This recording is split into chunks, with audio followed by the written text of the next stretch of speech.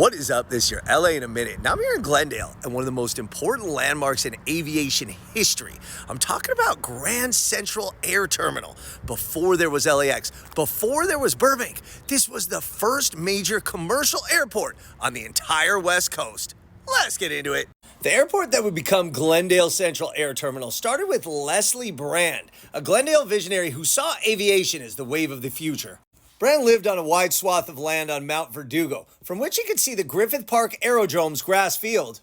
And he turned a portion of that land into a landing strip with a private hangar, and he hosted exclusive fly-in parties. The only requirement was that guests had to arrive in their own planes.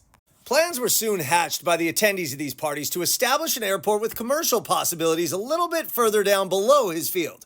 So in 1923, that's precisely what happened as a 100-foot wide paved runway that was 3,800 feet long came to be. It was initially named Glendale Municipal Airport, but it came to be renamed Grand Central Air Terminal when it was purchased by other venture capitalists. And in 1929, a beautiful terminal with a control tower was built at Grand Central Air Terminal. It opened to much fanfare. It was designed by Henry L. Gogarty, and the intention was to construct an air terminal along the lines of a classic railroad terminal. It combined a style consisting of Spanish colonial revival with zigzag modern influences. Grand Central Air Terminal became a major airport of entry to Los Angeles and provided the first paved runway west of the Rocky Mountains.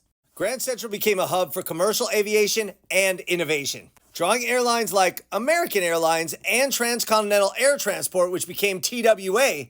It enabled the country's first true coast-to-coast airline service, with none other than Charles Lindbergh himself flying the first leg to New York.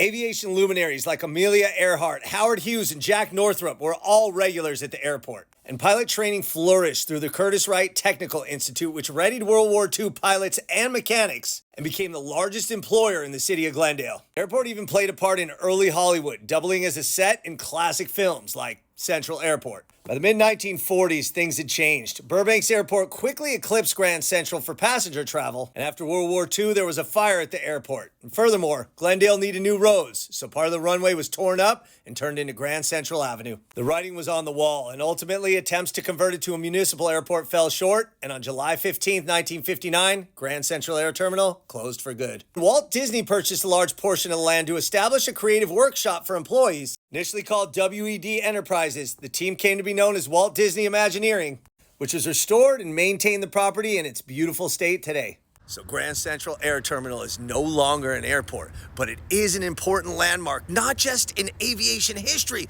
but in Los Angeles and world history. And it's right here in Glendale. All right, LA, it's been a minute.